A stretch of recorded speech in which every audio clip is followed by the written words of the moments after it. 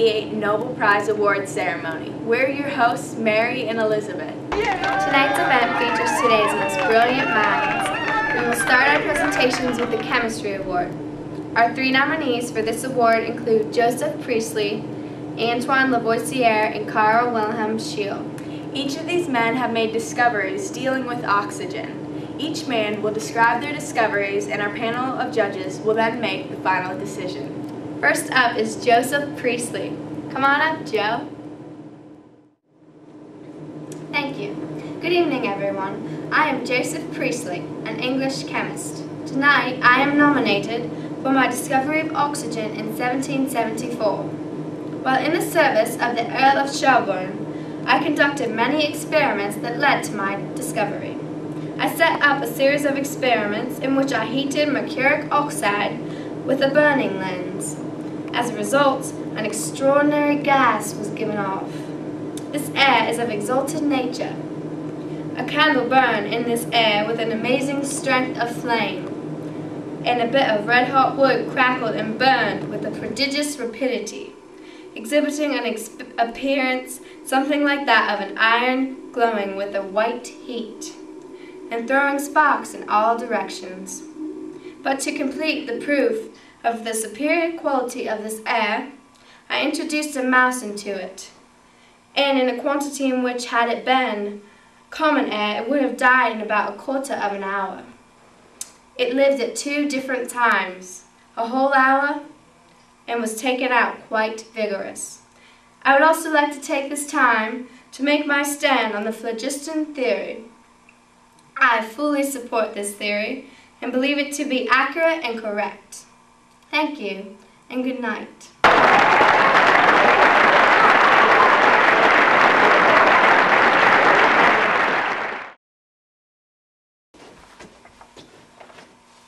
Hello everybody, I am Antoine Lavoisier, a French chemist. Tonight I am nominated for the discovery of oxygen in 1775. I have conducted many experiments which led me to a better understanding of combustion and respiration as caused by chemical reactions with the part of the air I call oxygen. Oxygen comes from a Greek word that means acid former. I believe that oxygen is an element which I define as a substance that chemical analysis had failed to break down into similar entities. Unlike Mr. Priestley, I am very much opposed to the phlogiston theory. I feel that through my experiments, I have revealed the true nature of combustion. I believe that combustion requires oxygen. In my experiments, I have established that heat caused formation of a calx, but in which the phlogiston theory would say that phlogiston should be released.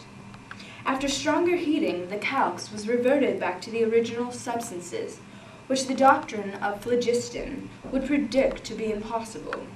Therefore, I feel that my work is enough to refute this theory. Thank you. Neat, that's very intriguing. Next up, we have Carl Wilhelm Scheele. It's all yours, Carl. Thank you, and good evening. My name is Carl Wilhelm Scheele, and I'm a Swedish chemist. I am nominated tonight for the discovery of oxygen. I first discovered oxygen in 1772, but my works were not published until I had written a book about these discoveries, which after years of being delayed was not published until 1777. In 1770, I became the assistant in the laboratory of Locke. While working there, I first discovered fire air, which can also be called oxygen. I produced fire air in several ways. One way was by strongly heating mercury oxide and manganese oxide, and by heating silver carbonate and mercuric carbonate, and then absorbing the carbon dioxide by potassium hydroxide. I also conducted another experiment that showed that common air, when free from aerial air, carbon dioxide, and water vapor consist of two gases, fire air, or oxygen, which supports combustion, and foul air, nitrogen, which does not support combustion. I stand with Mr. Priestley in that I fully support the phlogiston theory, and I account for oxygen's combustibility by describing it as peculiarly attractive to phlogiston. Thank you. Thank you, Mr. Shield. That is just amazing.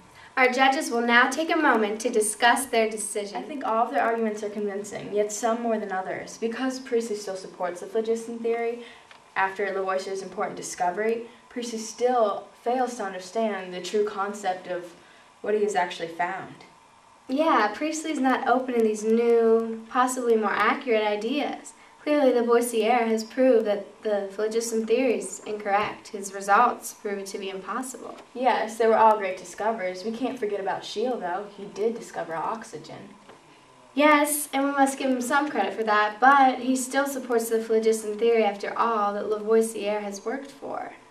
He accounted oxygen's combustibility by describing it as peculiarly attractive to phlogiston. Exactly. And Lavoisier said that combustion requires oxygen. He also named oxygen and called it an element. He proved the phlogiston theory wrong. Yeah, clearly I think it should be Lavoisier. So that's who it's going to be? Yes, he does deserve this award. Are you ready, judges? Yes, we've made our final decision. After reviewing all of the discoveries, we have come to a conclusion. The 1778 Nobel Chemistry Prize Award goes to Antoine Lavoisier. Lavoisier deserves this prestigious award not only for discovering oxygen, but also for his refutation of the phlogiston theory. Lavoisier is being awarded for revealing the true nature of combustion and proving the phlogiston theory wrong. He is also receiving this award for naming oxygen and calling it an element, which he defined as a substance that chemical analysis had failed to break into simpler entities.